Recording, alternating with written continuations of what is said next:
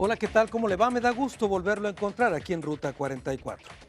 En nuestra convulsionada vida política en México, cada 3 años nuestra democracia es puesta a prueba. Las instituciones son utilizadas por los ciudadanos en el ejercicio del voto y aunque la vida pública implica democracia, siempre es en los comicios cuando se ve hasta dónde hemos evolucionado como sociedad. Las elecciones 2015 y lo que viene es el tema que tocamos hoy aquí en Ruta 44.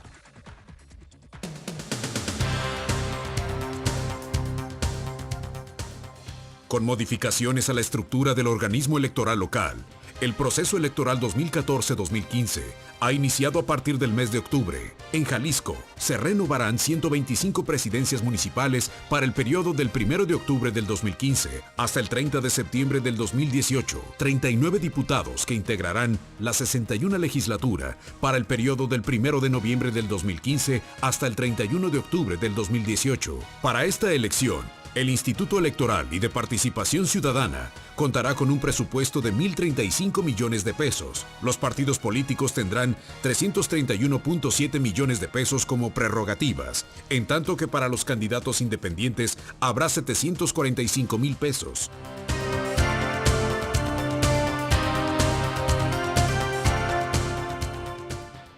El proceso electoral 2015, lo que viene, es el tema que tocamos hoy aquí en Ruta 44. Saludo con mucho gusto a Guillermo Alcaraz Cross. Él es el consejero presidente del Instituto Electoral y de Participación Ciudadana de Jalisco. Guillermo, bienvenido. ¿Qué tal? ¿Cómo estás? Muchas gracias por la oportunidad de transmitirle a la ciudadanía. Guillermo, es una nueva estructura, lo adelantamos hace un momento. ¿Qué podemos esperar los ciudadanos respecto a este nuevo andamiaje? Es un nuevo sistema, no solamente una nueva estructura. Nosotros al final tenemos que mantener una estructura que nos permita operar nuestro proceso y tendrá que ser de manera coordinada con el INE. De eso se trata este nuevo sistema, ¿no? Habrá una serie de actividades que tendremos que poner al servicio de la ciudadanía y que se verá reflejada particularmente en la casilla única que estaremos compartiendo ambos organismos, ¿no? Eso significa que saldremos juntos a poner una casilla en la que recibiremos los votos de los candidatos a los procesos locales y al proceso federal. Ahora, a la gente seguramente le lleva confusión el hecho de que cambien cosas y otras no cambien. Déjame explicarte. Primero dices que le cambias una letra al IFE y ahora es INE. Sí. Y el Instituto Electoral y de Participación Ciudadana cambia, pero al mismo tiempo no, se sigue llamando igual. Sí, en virtud de la reforma constitucional, ahora todos los organismos de los estados nos llamamos organismos públicos locales electorales, que sería el genérico. Sin embargo, el específico para Jalisco, en virtud de nuestra legislatura, es Instituto Electoral y de Participación Ciudadana. Nosotros nos mantenemos con el nombre tal cual lo conocíamos. ¿Y qué es lo que cambia entonces? Bueno, insistiría, el ciudadano se dará cuenta que ahora, a la hora de emitir el voto, compartirá solamente un cuerpo de ciudadanos que lo estarán recibiendo. Esto es un presidente, 2 secretarios, 3 escrutadores que recibirán boletas de elección de municipios, diputados locales y diputados federales. Antes, aunque compartíamos el domicilio, teníamos mesas separadas que recibían la elección por un lado de locales y por otro lado de federales. Básicamente es lo que el ciudadano percibirá. Y alguna otra figura que tiene que ver con la fiscalización de los recursos. Nosotros entregamos recursos para los partidos, pero quien revisa cómo se gasta tendrá que ser el INE. Ahora, esto de tener una sola estructura en un día de la elección, ¿no es algo que ya habíamos vivido en Jalisco? En el 2003, por supuesto. Sin embargo, en aquel momento lo hicimos en virtud de un convenio que celebramos. No teníamos la obligación legal. Hoy la norma nos dice que tenemos que salir juntos en la casilla. ¿Por qué? Porque hemos coincidido en la fecha de la celebración de la jornada electoral. Claro. Entonces eso nos lleva a que el legislador ha decidido que en estos casos, ya por disposición de ley, tenemos que hacerlo de esta manera. Ahora, ¿tuvo que cambiarse el instituto? O sea, ¿tuvo que cambiarse el Consejo Electoral y todos estos órganos? ¿No pudo haber sido el anterior que estaba? No. De hecho, la idea de esta reforma era además renovar a los órganos de dirección, entre ellos, por supuesto, el Consejo General y, por supuesto, un compañero que nos acompañará en un momento más y un servidor. Somos parte de este proceso de cambio. A nosotros nos toca integrarnos a partir de una convocatoria que emite el INE y de un nuevo proceso que no conocíamos en ninguna parte de la República, conducido por el INE. Ahora, Guillermo, una de las cosas que siempre se dijo es que al hacerse esta nueva estructura en una sola figura, en un mismo domicilio, etcétera, iba a haber ahorros importantes. Sin embargo, en el instituto han estado pidiendo más recursos. Sí, bueno, primero tenemos que abrir este año el proceso electoral y para comenzar con esa actividad no traíamos el recurso suficiente. ¿Por qué? ¿Por qué no había el recurso suficiente? Nosotros pedimos alrededor de 800 millones para salir con los trabajos propios del proceso este año. No recibimos más que 350 millones. De estos, parte se entregó a los partidos para sus gastos ordinarios. Nosotros teníamos la necesidad entonces de salir con la instalación de órganos desconcentrados y no recibimos el recurso en un primer momento. Lo hemos recibido ya. Acabo de emitir el último recibo para recibir lo que necesitamos precisamente para arrancar, y quiero reconocerle al Ejecutivo, por supuesto, su sensibilidad. Ha atendido la solicitud y lo hicimos. En cuanto al 2015, teníamos una propuesta original de 1.035 millones que hicimos llegar al Ejecutivo en agosto, como marca nuestra ley de presupuesto. Entonces no teníamos elementos para ver exactamente cuánto íbamos a gastar, en virtud de que INE no emitía algunos lineamientos que nos permitían calcular. Claro. Hoy sabemos que esa cifra puede bajar hasta 939 millones aproximadamente. Sin embargo, seguimos esperando lineamientos que nos permitan ahorrar aún más. Exacto. Ahora, ¿no se irá a repetir la historia? Me refiero, el año pasado, cuando hicieron este presupuesto que hoy se ejerce, pidieron 800, les dieron 300. Había pues un déficit ahí de 500 millones. Sí. Ahora piden 1.000, dicen que normalmente con 900. Exacto. ¿No se repetirá la historia, que les den 400? Sabemos ya, y forma parte del presupuesto que acompañó el Ejecutivo al Legislativo, que tenemos una propuesta para 727 millones. Son insuficientes. Nosotros necesitamos aún 200 millones más. Se va a repetir la historia. Bueno, se está repitiendo. Muy bien, Guillermo. Tengo que hacer una pausa. Regreso contigo y después de la misma vamos a hablar con un vocal del Instituto Nacional Electoral.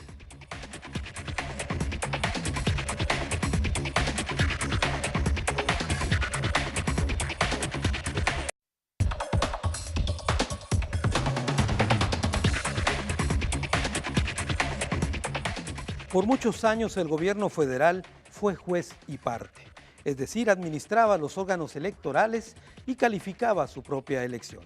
En los 80 se modificó esto y se creó la figura del Instituto Federal Electoral. Se abrió un proceso para modificar esto, eran ciudadanos los que organizaban las elecciones, hasta que ahora otra vez se vuelve a modificar. No solamente una letra, ahora es el Instituto Nacional Electoral, pero ha habido bastante polémica desde la conformación misma del INE. Algunos consideran que fue un retroceso porque se vuelve al centralismo y se olvida la figura ciudadana que había ya en el anterior Instituto Federal Electoral. Con 5.152.342 electores registrados, las elecciones de Jalisco estrenarán autoridad electoral que asume nuevas facultades como la capacitación de funcionarios electorales, la coordinación con los organismos locales para la toma de decisiones e instalación de casillas únicas, rubro en el que compartirán gastos. Los ciudadanos sin partido que quieran participar en la contienda tendrán derecho de acceso a prerrogativas para las campañas electorales en los términos que establezca la ley y las mismas obligaciones que los partidos políticos en términos de fiscalización. Para registrarse se deben constituir una asociación civil y deberán presentar firmas de respaldo, 1% del listado nominal del estado para gobernador, 2% del listado nominal del distrito para diputado y 2% del listado nominal del municipio para planillas a municipios. Como ya decía hace un momento, ¿qué significa cambiar una letra del IFE al INE? Bueno, aquí está con nosotros Marcelino Rosales Rodríguez, es vocal ejecutivo de la Junta Distrital número 16 del Instituto Nacional Electoral en Jalisco. Marcelino, bienvenido. ¿Qué tal, Carlos? Muchas gracias por la invitación. Con gusto de atender a la ciudadanía. A ver, ¿por qué no nos explicas qué significa, más allá de una letra, qué significa el cambio de esto? Bueno, el cambio de esto significa un cambio de sistema, concretamente electoral, debido a que no es solo el cambio de la letra. De hecho, hay 74 nuevas atribuciones para el Instituto Nacional Electoral y entre ellas, diríamos como ejemplo, la creación de una oficialía electoral. Dentro de esas actividades… A ver, ¿una oficialía electoral, a qué se va a dedicar esta oficialía? A emitir certificaciones que en un momento dado soliciten los partidos políticos por motivo del proceso electoral, que la atenderán normalmente los vocales secretarios o los secretarios de consejo distrital. Es una novedad a fin de facilitarle a los contendientes la certificación sobre hechos que consideren relevantes. De acuerdo, es una especie de, como de notario, vamos, para dar fe de algunos hechos. Algo similar, sí. ¿Qué más? De las cosas más importantes que tiene, las nuevas atribuciones. De hecho, una de las más importantes es la coordinación que tenemos que llevar por ley con el organismo público local, que de antemano nos lleva a realizar las actividades de capacitación electoral y educación cívica, la integración de mesas directivas de casilla, que finalmente lo haremos en coordinación con el órgano público local, de tal suerte que iremos de la mano. En este punto, Marcelino, hubo muchas críticas en el sentido de que se consideraba un retroceso, es decir, otra vez al centralismo, que de México definan la vida de los organismos locales. No lo veo así, de hecho no es así.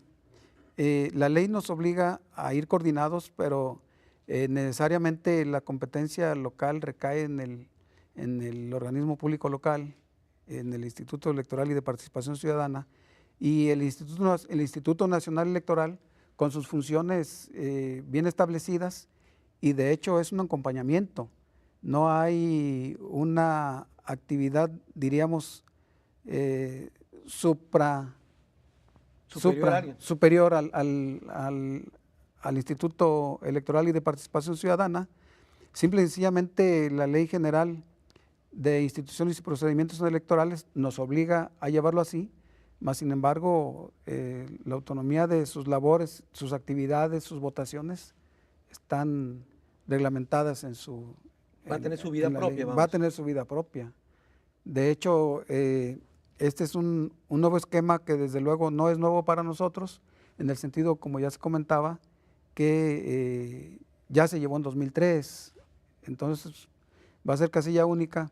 Elegiremos supervisores electorales, capacitadores, asistentes electorales, que harán las veces de la capacitación a los funcionarios de casilla, que servirán para los dos entes. Ahora, sin embargo, hay diferencias en una elección federal y local. Me refiero a los distritos, incluso no son iguales. ¿O sí? No son iguales, mas sin embargo son pocas las secciones, que están impactadas. Por lo regular converge en los distritos, pero en los casos de que no, la información no sería problema porque se comunicaría de un distrito a otro. Finalmente, si en el distrito 16 tenemos obligación o converge con algunas casillas del distrito 7, pues se le da la información del distrito, de las dos secciones correspondientes al distrito 7. Si es al revés, pues ya nos facilitarán ellos información. ¿No provocará confusión esto? Ninguna, porque hay un mecanismo, un procedimiento formalmente establecido con lineamientos muy claros, donde los capacitadores tendrán el conocimiento preciso sobre cuál es la competencia y las actividades a desarrollar por parte del órgano nacional y por parte del órgano local, de tal suerte que, al contrario, siendo la misma persona que va a capacitar a los funcionarios de casilla y que van a ser los mismos funcionarios de casilla, no habrá ninguna confusión. Si fueran dos con una casilla única, quizás sí hubiese pudiese prestarse alguna confusión. Sin embargo, no lo veo así. ¿Y por qué no se homologaron incluso los distritos? ¿No es posible geográficamente? Es muy complicado. Desde luego que se podrá, pero será una cuestión de mediano plazo, no a corto plazo. A corto plazo ya no había los tiempos para realizar. Pero sí sería deseable, ¿no? Que estuviera todo... Quizás sería lo deseable, sí, cómo no. Muy bien. Vamos a continuar platicando el proceso federal que también habrá en el 2015, pero tengo que hacer una pausa. Después de la misma platicaré con un consejero electoral.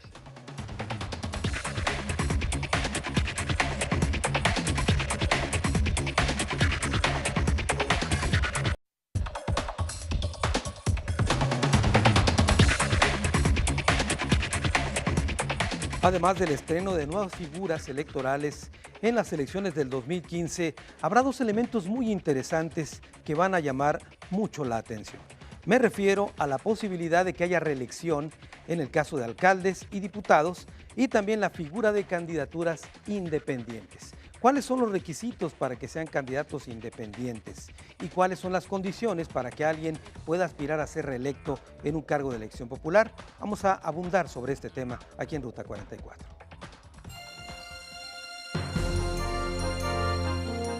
La regla que cambiará todo en la forma de hacer política es la que permite la reelección a partir del 2015.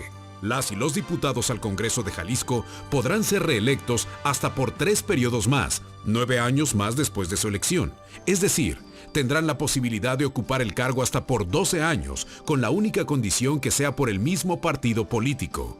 En el caso de los municipios, los alcaldes de Jalisco y sus regidores y regidoras podrán repetir solo un periodo más, gobernarían hasta por 6 años. Las precampañas tendrán una duración máxima de 40 días y deberán iniciar durante la última semana de diciembre del 2014.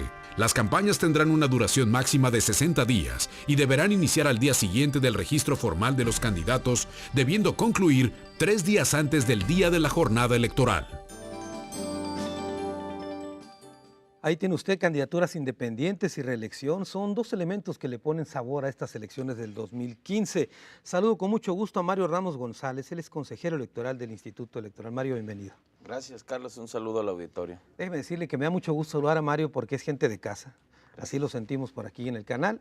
Él estuvo por acá con nosotros, pero es un apasionado del tema electoral. Mario, son figuras realmente interesantes esto de la candidatura independiente y también el hecho de que se puedan reelegir. ¿Por qué nos platicas sobre estos dos temas en particular? Claro que sí, bueno, son demandas que tienen ya bastante tiempo. Yo creo que sí vienen a fortalecer la democracia del país, vienen a fortalecer incluso el sistema de partidos, ¿no? Tienen sus cuestionamientos estas figuras o como quedaron en la ley, ¿no? Claro. Creo que pueden ser todavía mejorables, pero ya existen, ¿no? La posibilidad de tener la reelección, los legisladores, los presidentes municipales, puede traernos, ¿no? En principio, la profesionalización y otros atributos positivos, ¿no? ¿Cuáles son las condiciones para que se pueda dar la reelección? En el caso de los diputados, por ejemplo, así llanamente con que compitan pueden reelegirse luego.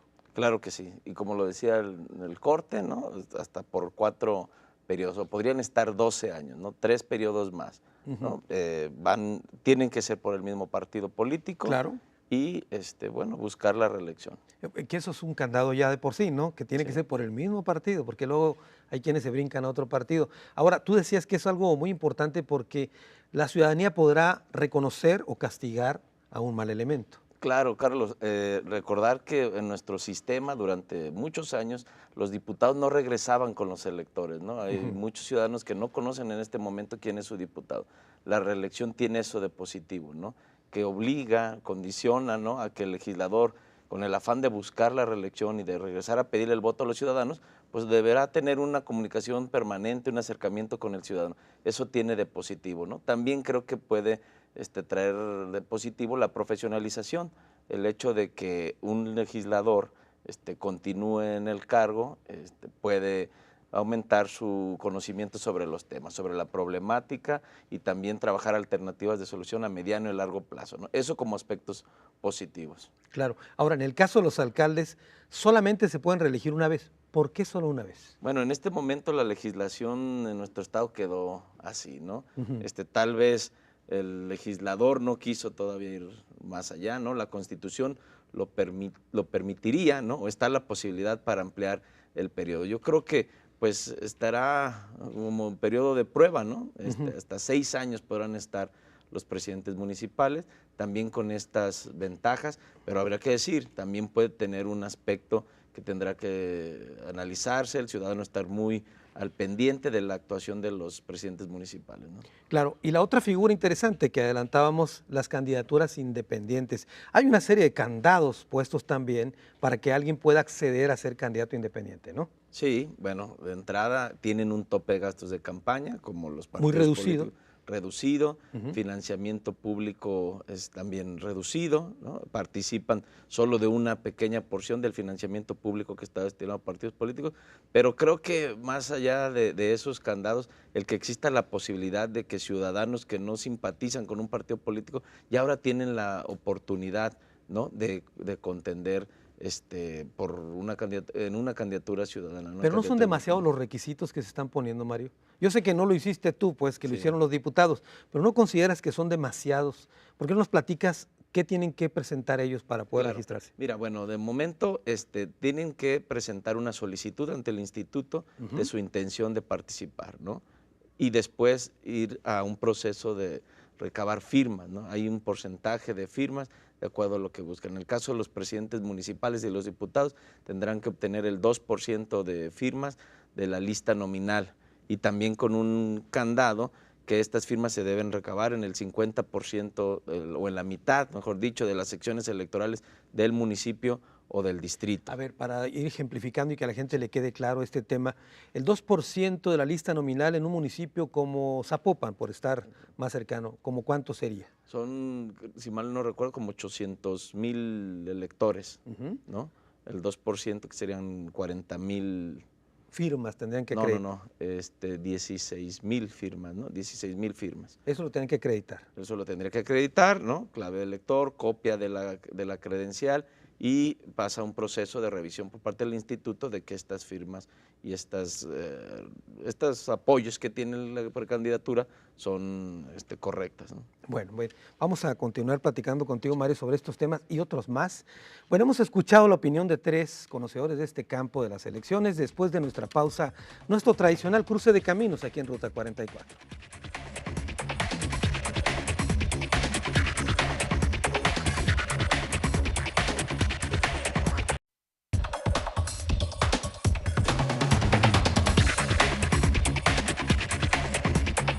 Elecciones 2015, pronósticos reservados. El tema que tocamos en esta ocasión aquí en Ruta 44. Más allá del resultado electoral, nos referimos a las instituciones que son puestas a prueba con esta nueva estructura.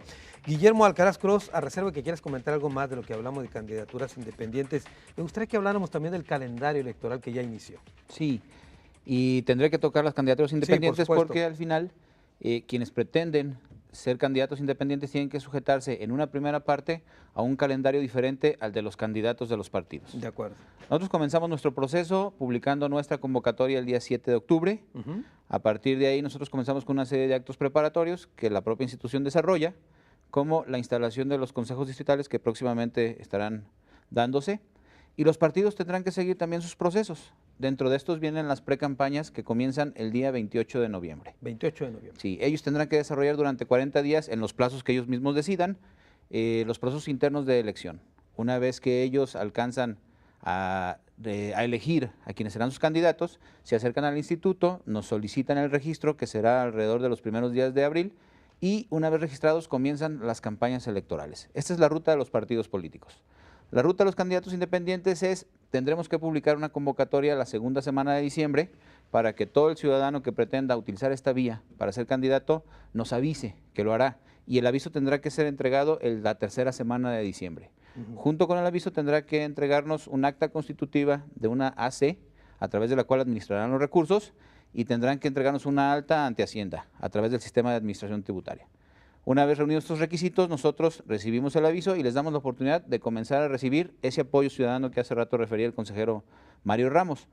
Ese apoyo, solo para repetir lo que ya dijo él, tendrá que ser del 2% del total de la lista de ese distrito o municipio por el que pretendan competir. Y me refiero a este proceso porque cuando haya gobernador igual existe la posibilidad de hacerlo. Y cuando menos tendrá que ser el 1% del 50% de las secciones de ese municipio o distrito. Y me parece que la idea es que el apoyo que se reciba se distribuya entre toda la región, no solamente en algunas secciones que serán las más pobladas, claro. Y así, por supuesto, tener un apoyo generalizado. ¿Cuánto tiempo tienen para recabar todas estas firmas? 40 días, igual que los partidos políticos, para nombrar a sus precandidatos. 40 días. Sí. Una vez que ellos obtienen ese apoyo es un símil a una precampaña. Sí, sí. Sin embargo, dentro de las precampañas hay una competencia por obtener una candidatura y en este caso por obtener un apoyo ciudadano, claro, del tamaño que acabamos de describir. Que al final de cuentas es lo mismo, terminan siendo candidatos, uno independiente y otro por un partido. Exactamente, exactamente. Una vez que ellos recaban ese apoyo ciudadano, nos entregan unas listas que nosotros les entregamos en los formatos, en las que nos presentan todos sus apoyos.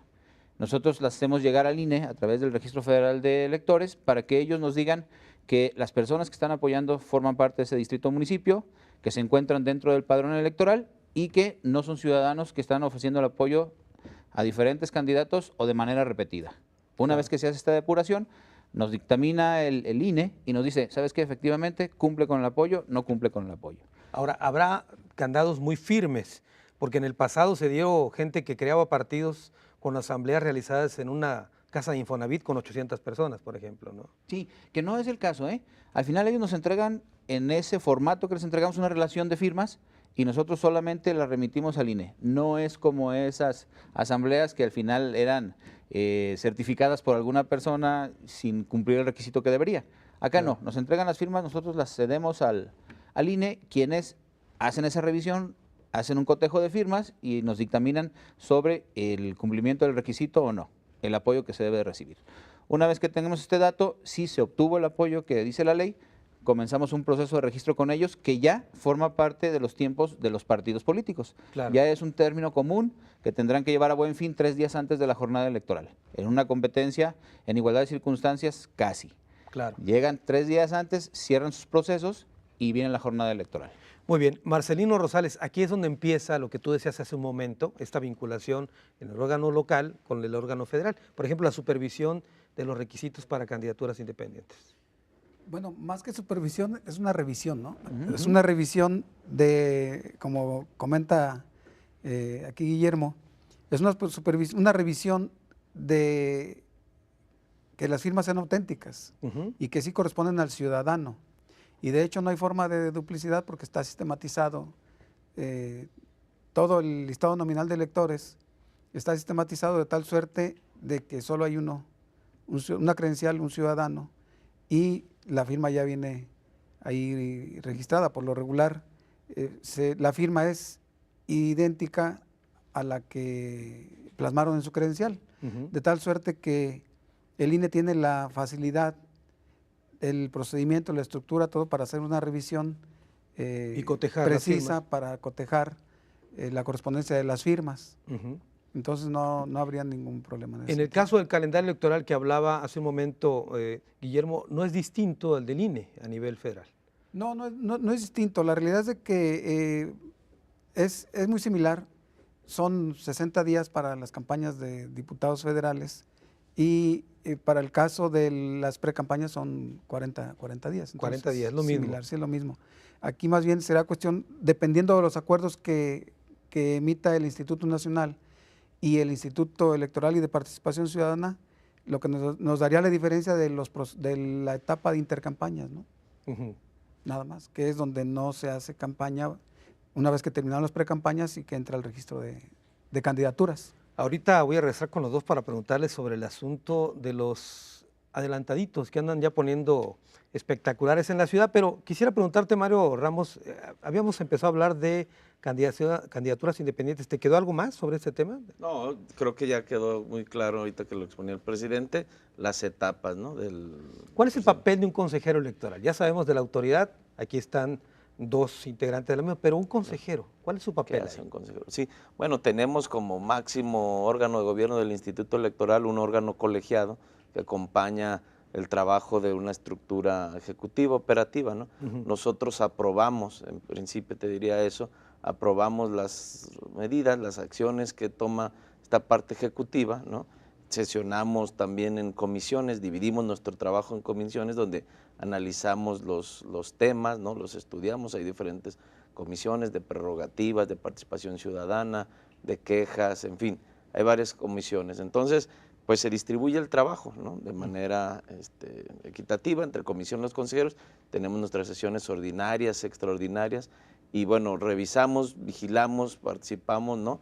De todo el trabajo que hace el instituto, ¿no? Ahora, las decisiones finalmente son colegiadas, dices, ¿no? Sí. Llevan ustedes una propuesta, etcétera, y tiene que autorizarse, aprobarse entre todos. Claro. Por mayoría, ¿no? Por mayoría, exacto. De acuerdo. Ahora, en el caso, por ejemplo, de esta situación de las candidaturas independientes y los requisitos, te quiero volver a insistir, sí. ¿Cabría la posibilidad de que en el futuro, si este primer ejercicio sale bien, no entremos en esta etapa del sospechosismo y sea más flexible para que un candidato independiente pueda registrarse? No lo sé, no creo que esté ahorita inaccesible, ¿no? Sin duda los municipios más pequeños tendrán más posibilidades porque se requieren menos firmas, hay menos listado nominal. Pero también creo que el legislador ha cuidado que no tengamos, o sea, si pusiera muy accesible y que fueran 100, 200 firmas, tendríamos una gran cantidad de candidatos. Te voy a poner en aprietos. ¿Cuál es el municipio que tiene menos electores que recuerdes, de los más pequeños? De los más pequeños, caray. ¿O cuántos habría, por ejemplo? ¿1000? ¿2000? ¿Electores? Electores. 4000 electores. 4000 electores. Sí. Y es más fácil ahí se recabar la firma, ¿no? Claro que sí. Estamos hablando de cuántas serían. Hay municipios que tienen 7 Tengo que hacer una pausa, Mario. Me está atropellando el tiempo, pero regreso un momento contigo. Estamos hablando de la jornada electoral que viene en el 2015.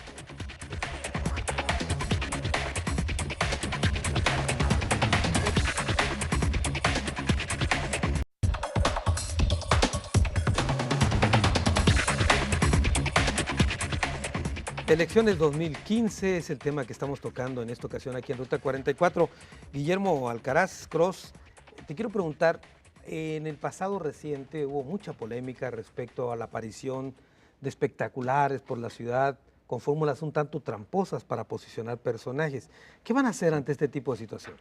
Mira, tenemos que ser muy responsables, tenemos que atender a los elementos que nos da la ley para definir un acto propagandístico y a partir de ahí saber si este acto de estas características se está desarrollando fuera de los periodos de pre-campaña y campaña. Y aprovecho las pre-campañas para hacer aquí una corrección.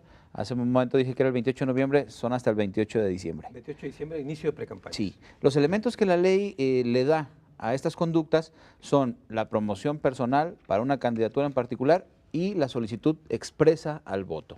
Entonces son elementos muy difíciles de encuadrar en una conducta. Claro. ¿Qué tenemos en realidad? Tenemos una serie de espectaculares que anuncian los informes de algunos funcionarios, diputados, algunos jefes de algunos presidentes municipales, y la ley ha previsto que pueden realizarse este tipo de ejercicios con el ánimo de hacer efectiva el derecho a la rendición de cuentas que tiene la ciudadanía. Entonces, ha establecido solamente que deberán ser 5 días antes y 7 después para la promoción de estos informes. Exactamente. Si se rebasan estos límites temporales, estaríamos en condiciones de sancionar, no propiamente por un acto anticipado de campaña, sino por un exceso en el cumplimiento de una norma, ¿no? En los actos anticipados yo insistiría, debemos ser muy cuidadosos porque al final también estaríamos rebasando límites que tienen que ver con derechos fundamentales. Entonces tenemos que tener mucha claridad en cuanto al cumplimiento de estos 3 elementos que te comenté para poder nosotros entonces determinar que existe un acto de esta magnitud. La otra parte es que ahora a nosotros ya no nos corresponde decidir si existe un acto anticipado o no a partir de la propaganda. Nosotros solamente recibimos quejas, instrumentamos procedimientos y luego turnamos al tribunal, que es quien hoy goza de la atribución para resolver si existe una conducta de este tipo y la sanción que corresponde. Ahora, en el pasado Instituto Electoral, me refiero antes de esta nueva estructura, sí se llamó a cuentas a algunos personajes que aparecían ahí en espectaculares, en supuestos medios de comunicación y todo. ¿Eso ya no va a ocurrir ahora? Sí va a ocurrir siempre que tengamos estos elementos. Yo insistiría, nosotros podemos obrar de oficio, abrir un expediente, una vez integrado, turnarlo al tribunal para que lo resuelva, o podemos recibir quejas ciudadanas o quejas de cualquier partido político, contendientes por supuesto, señalándonos que puede existir este tipo de conductas. Hoy nosotros ya no podemos resolver si en realidad se da o no se da la conducta. Tendremos que recibirlas, armar un expediente y luego turnarlo al tribunal. En todo caso, podría ser un llamado a los partidos para que pongan un poquito freno a las ansias de novilleros de algunos personajes. Sí, de hecho, si revisamos el proceso pasado, como bien lo dices, y lo comparamos con el actual, el número de quejas es mucho menor. Yo creo que los partidos, a partir de la posibilidad de perder candidaturas, por supuesto en los candidatos que son de su interés, o de recibir la nulidad de algún buen resultado en sus campañas, en sus resultados electorales, se han inhibido de salir, ¿no? Yo insistiría, sí existe alguna propaganda por ahí, pero casi en todos los casos se refiere a los informes que tienen que rendir algunos funcionarios. O algún partido señalando algún éxito, pero de gobierno, ¿no? El que tendrá que dejar de ser una vez que se instalen las campañas electorales. Muy bien. Marcelino Rosales, me quiero adelantar un poquito al asunto del día de la elección. Los ciudadanos han contado con herramientas como un programa de resultados electorales preliminares, etcétera. Se han acortado los tiempos para tener los resultados que se reciben en el centro que opera todo esto. ¿Va a ser distinto ahora o va a ser igual?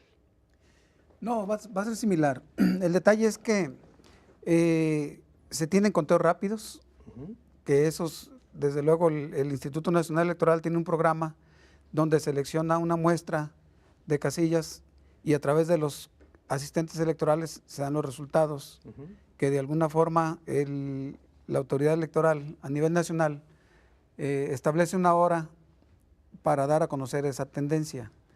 La otra es el mismo sistema el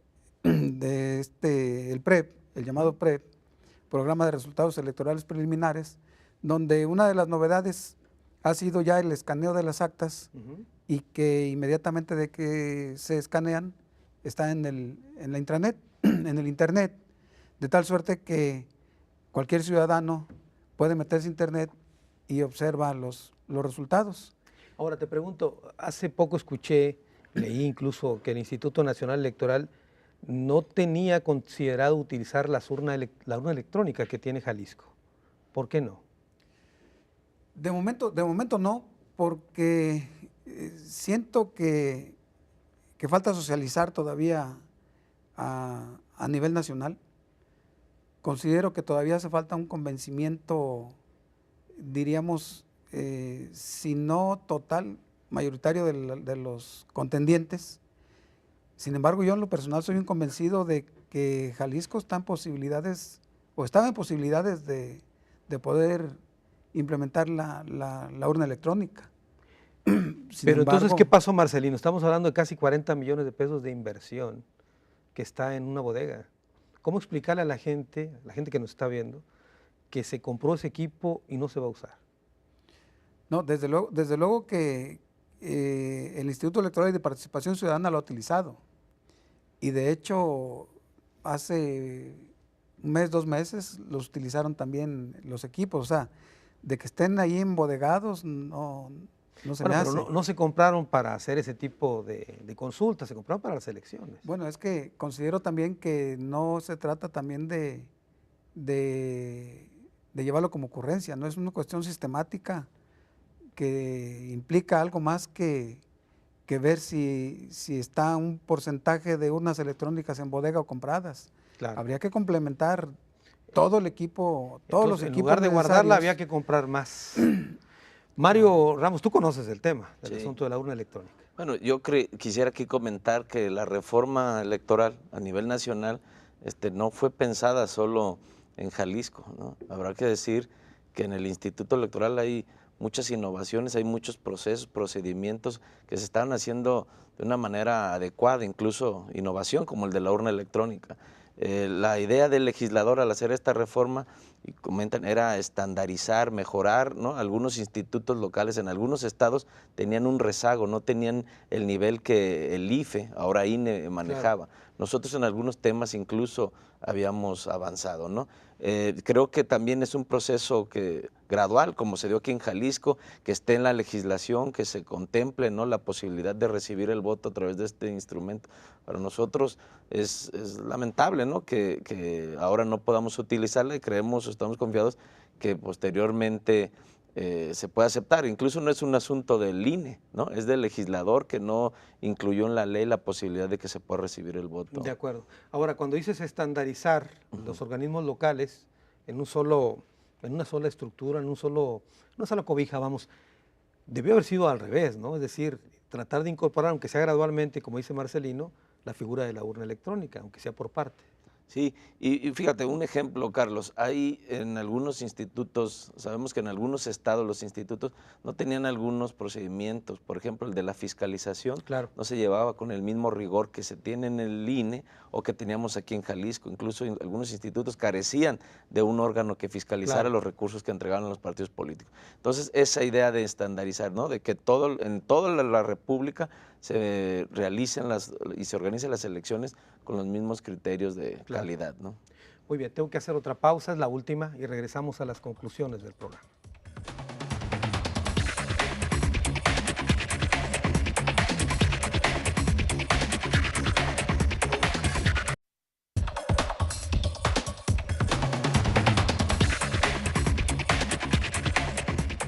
Elecciones 2015, pronósticos reservados, es el tema que tocamos hoy aquí en Ruta 44.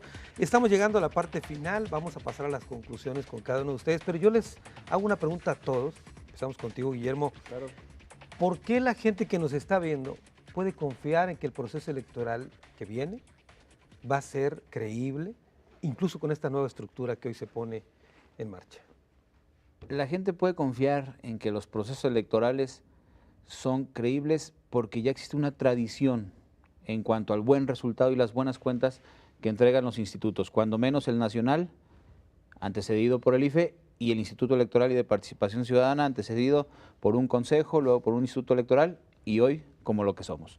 Yo creo que la parte de organizar procesos electorales tiene altísimos estándares, creo que hemos alcanzado un nivel excelente, y esa parte debe de darle confianza a las personas.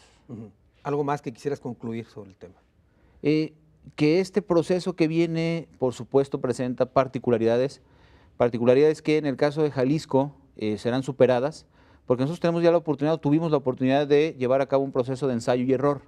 Nosotros ya compartimos con el INE una casilla única en el 2003, con IFE, por supuesto, y hemos venido a partir del 2003 celebrando procesos que implican una coordinación estrecha, porque al final compartimos un domicilio. Entonces, yo creo que en Jalisco no vamos a tener problemas con esa coordinación y entregaremos muy buenas cuentas al final. Yo, la pregunta que tengo, por supuesto, es, si ya lo habían probado y era más efectivo y se ahorraban recursos, ¿cómo fue que nos separamos? La parte de los recursos al final no es un ahorro pleno. Al final tenemos que conformar estructuras separadas, gozamos de responsabilidades en cada uno de nuestros ámbitos. Nuestro proceso, por supuesto, solamente coincide con el del INE en la parte de la casilla, pero el resto tiene que ver con nosotros y con ellos en cada parte. Nosotros salimos, convocamos, revisamos a los partidos en la parte de sus procedimientos, entregamos los recursos, ellos los fiscalizan, salimos a una campaña y luego nosotros contamos nuestros votos y le levantamos la mano al candidato ganador. Entonces, al final, lo único que compartimos es la casilla. La responsabilidad sigue siendo de cada uno y me parece que eso es muy sano, porque de esta manera sí mantenemos un federalismo vigente. Pero entonces no hubo tal ahorro que habían prometido. No significativo. Muy bien. Marcelino Orzales, tus conclusiones del tema y la pregunta que les lancé, ¿por qué creer en estas elecciones que vienen? Bueno, como las anteriores, la realidad es que el sistema electoral que está implementado da las garantías de que sean procesos transparentes. De hecho, el Servicio Profesional Electoral tiene gentes ya especializadas en eso. Nuestros principios constitucionales, entre nuestros principios constitucionales está el de la objetividad, la legalidad. Hoy se implementa la máxima publicidad, transparencia, porque los votos simple y sencillamente son contados por ciudadanos en las casillas, porque los partidos políticos tienen la oportunidad de estar representados en todas las instancias, porque tienen los mecanismos para poder impugnar cualquier acto que consideren que les vulnera algún derecho. Es decir, hay todo un mecanismo y procedimientos donde todas las voces cuentan, pueden ser escuchados, pueden recurrir, pero aquí lo importante es que nadie es excluido y cada vez las elecciones son más transparentes, son más vigiladas, de tal suerte que por el lado del organismo público local igual, aunque no tienen un servicio profesional electoral como el INE, la realidad es que prácticamente son profesionales porque son personas que tienen sus propios mecanismos y estándares de calidad en sus resultados. Entonces, ahora sí que la confianza la da el resultado, la dan los documentos, todo lo que resulta de un proceso electoral. Y bueno, pues tenemos, de hecho, una credencial prácticamente infalsificable que permite un voto a una persona. Y en fin, hay muchos candados que podemos comentar, de tal suerte que quien quiera observar puede observarlo. De hecho, están los observadores electorales, visitantes extranjeros, periodistas que pueden acudir. Es decir, es un proceso muy escrutado por la ciudadanía y los niveles, los diferentes sectores de la sociedad pueden acudir a verificar cualquier acto, ¿no? ¿Algo más que quieras concluir? No, nada especial, nada más garantizar que tendremos un manejo estrictamente pulcro, diríamos, en la cuestión legal, muy transparente y con ganas de informarle a la ciudadanía los procedimientos, invitarlos a que participen y que de alguna forma pues no dejen de votar próximo jornada electoral. Mario Ramos, tus conclusiones. Sí, yo digo, Carlos, que la mayor garantía que pueden tener los ciudadanos de que este proceso va a ser bien realizado es que son los propios ciudadanos los que entregan las boletas el día de la jornada, son los que cuentan los votos y son los que asientan el resultado en las actas, se exhiben afuera de los domicilios y también el ciudadano puede corroborar que el resultado de esas casillas está asentado y publicado en nuestro programa de resultados electorales preliminares, ¿no? La parte fundamental del proceso, del conteo de votos, recae en los ciudadanos a partir de un sorteo, ¿no? De una insaculación de este procedimiento. Y también diría que así como el INE tiene una estructura de un servicio profesional electoral, gente que a lo largo de muchos años ha probado tener experiencia, capacidad de imparcialidad, en el Instituto Electoral de Participación Ciudadana del Estado de Jalisco, sin contar con este servicio todavía, sin contar con este sistema, hay una estructura de un personal que tiene también varias elecciones, que ha probado y se ha mostrado que